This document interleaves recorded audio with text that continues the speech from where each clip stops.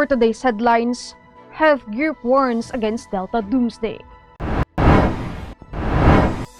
Lacson-Sotto tandem taking alternative posturing. Robredo prods Duterte to be honest with his SONA. DOE asks to seek best prices. COVID-19 reproduction rate in NCR up by 1.08%. 12 people dead as severe storm floods China subway. Milwaukee Bucks end half-century slump. Signal number 1 raised over Batanes and Babuyan Islands. Good morning, I am Sandy Locos and you are watching Tribune News on Q. Today is Thursday, June 22, and now the news. A local group of health workers painted dire consequences for the Philippines, like what is happening across Indonesia, if the surge in the more virulent Delta strain of COVID-19 is not contained. Indonesia is seeing a fresh surge in COVID-19 infections, described by its local media as catastrophic and doomsday-like. As of July 19, the country has recorded 76,200 deaths from 2.95 million total cases. Alliance of Health Workers National President Robert Mendoza said a surge caused by the highly transmissible Delta variant, which can infect 5 to 8 persons at any given time, may easily overwhelm the country's healthcare system. He said the health sector is now experiencing difficulties in recruiting health workers, not only because of their fear for their own and their loved ones' safety, but also because of the low compensation and benefits vis-a-vis the high risk. Mendoza said the country's hospitals and medical facilities have long been grappling with the issue of medical brain damage, even before the pandemic struck, when COVID-19 first reared its head in Wuhan, China in 2019.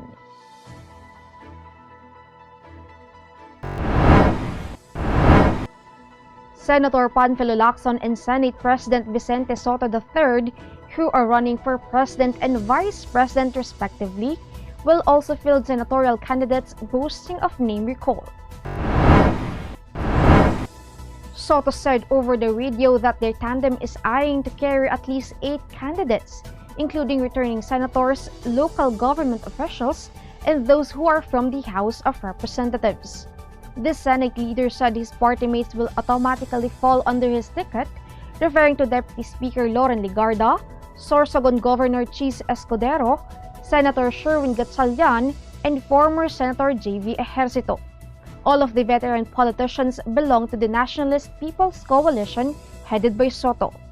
Sotto said they will endorse the bids of Information and Communications Technology Secretary Gringo Honasan and incumbent Senators Juan Miguel Zubiri, Richard Gordon, and Joel Villanueva. Lacson and Sotto confirmed that they will be running for the country's highest post on Tuesday evening. However, the official launch of their bid will be on August 4. Where is the Philippines now, 5 years into President Rodrigo's term?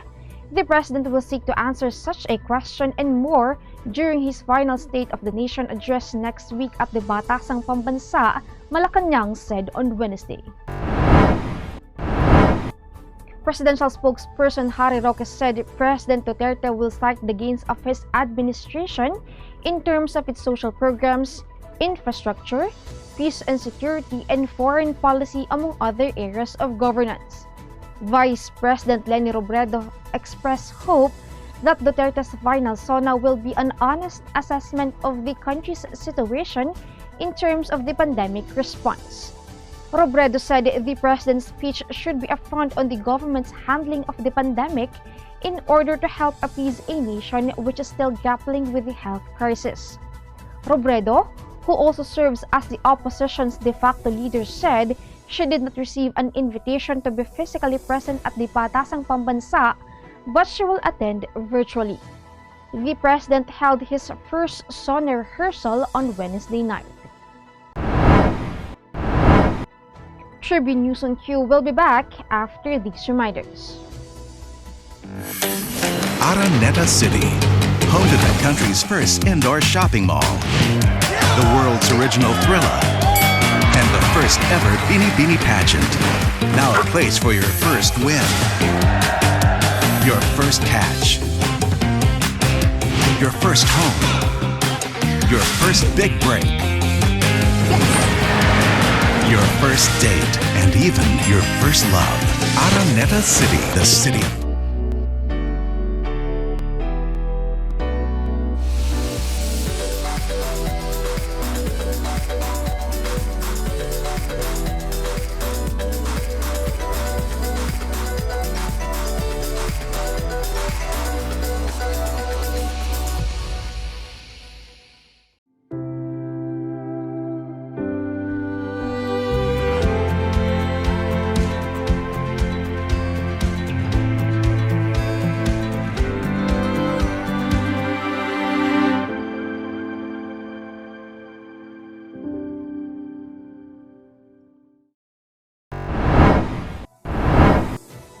The Department of Energy is urging consumers, especially motorists and operators of PUVs, to strategize and shop for the best fuel prices in the local market.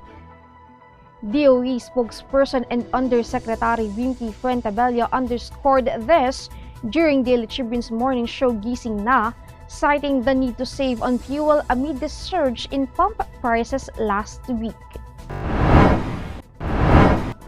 Fuentabella warned that global conditions like diminishing supply and increasing demand as economies across the world start their rebound from the COVID-19 pandemic may usher in more fuel price surges.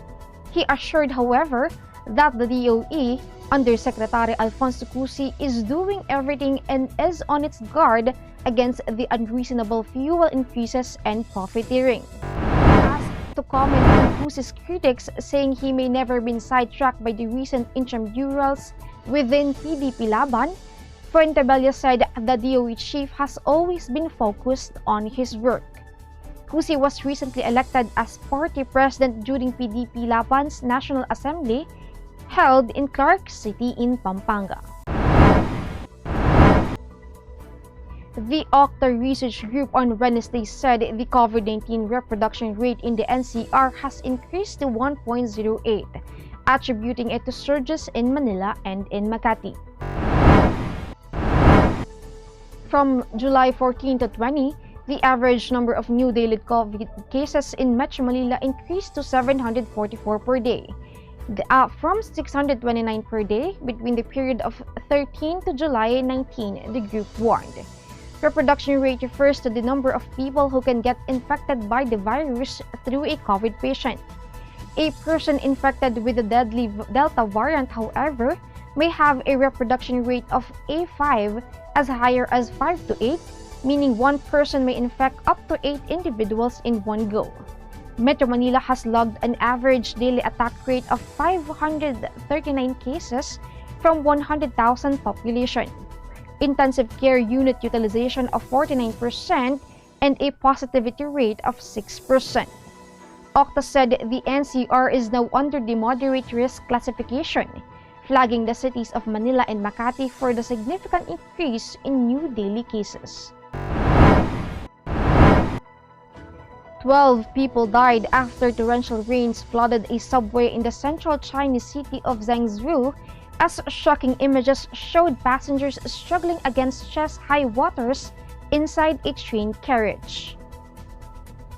As dams burst and river embankments were breached in record downpours across Henan province, President Xi Jinping described the situation as extremely severe, with flood control measures entering a critical stage, the state media reported on Wednesday morning. Around 200,000 city residents were evacuated, local government officials said, with soldiers leading rescue efforts in the city. Over 10 million people, where days of rain were inundated with streets and subways. 5 people are in the submerged metro and also injured, while hundreds were rescued from the subway, city officials said in a Weibo post. Nerve-shredding images shared on social media showed shocked passengers countering with the fast-rising waters inside a train carriage. Rescuers cut open the roof of the coach to pull people to safety, the local media reported. Others showed dramatic rescues of pedestrians in Zhengzhou from torrents gushing through the streets. Relatives outside the city made anxious pleas on China's Weibo for information as communications to the city went down. Authorities have belied the highest warning level for Hainan province as floods continue to hammer the region. As the scale of the disaster continued to unfold on Wednesday, the Chinese army warned that a stricken dam around an hour from Zhengzhou city could collapse at any time after being severely damaged in the torrential storms. The regional unit of the People's Liberation Army alerted Tuesday that the relentless downpour had caused a 20-meter breach in the Yehetan Dam in Luoyang, a city of around 7 million people. We will be back. Stay with us.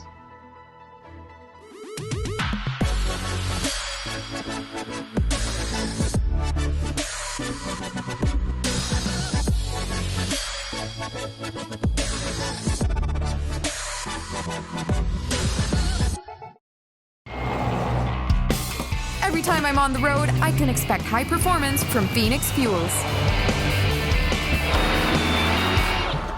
Now with Pulse technology, delivers enhanced power and acceleration to make every trip come alive. Fiber is the free and secure way to connect with friends and family, anywhere. Send messages and make phone and video calls for free. Download Viber now.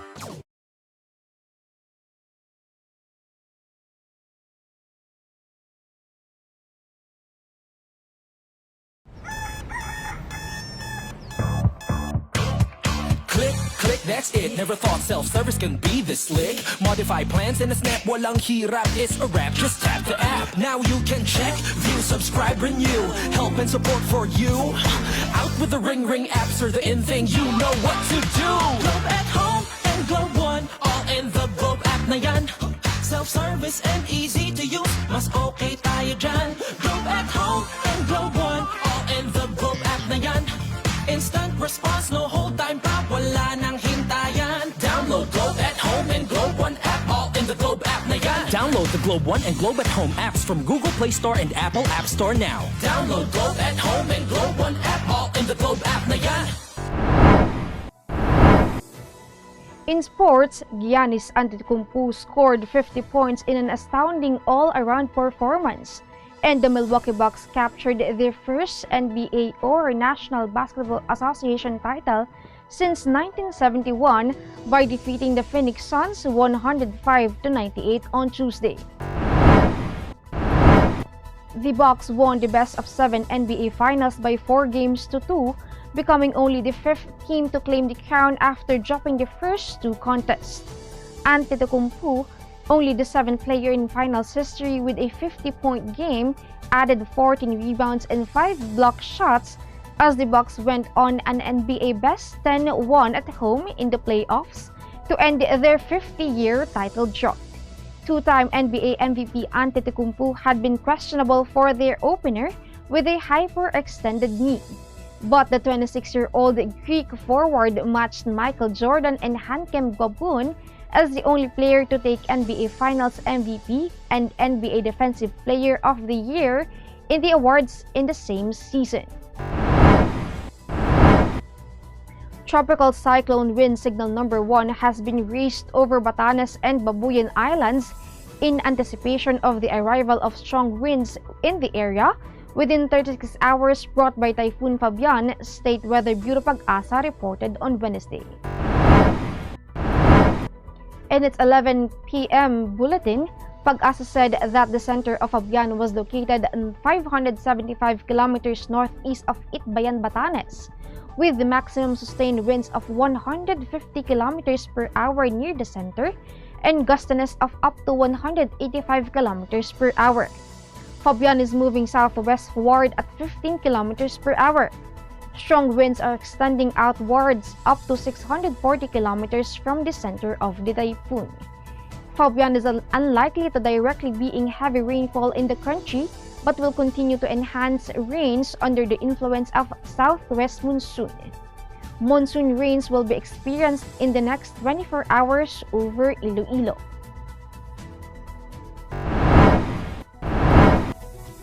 And that wraps up the stories this morning. Catch the latest news on our website tribune.net.ph and follow us on Facebook, Twitter, and Instagram. Subscribe to our YouTube channel, Tribune Now. The Daily Tribune is one with the nation in facing the COVID-19 crisis, and in line with this, the Daily Tribune digital edition on Press Reader is now available for free online. You can also download the Daily Tribune app on Apple Store or Google Play to get the latest and most comprehensive news online. Daily Tribune is also inviting everyone to join its community Viber Kachibu to get updates on the freshest and hottest news and entertainment stories of the day. Tercito emoticons are also available on our community Viber. Just visit the sticker store and search for Kachibu Community. And before we go, we would like to thank the SM Store, the Department of Tourism, Araneta Center, and Alan Lin, Council Member of Overseas Community Affairs, Republic of China. Again, this is Sunday Locos, and you are watching Tribune News on Q. Stay safe, stay healthy, and stay at home. Good morning and have a nice day.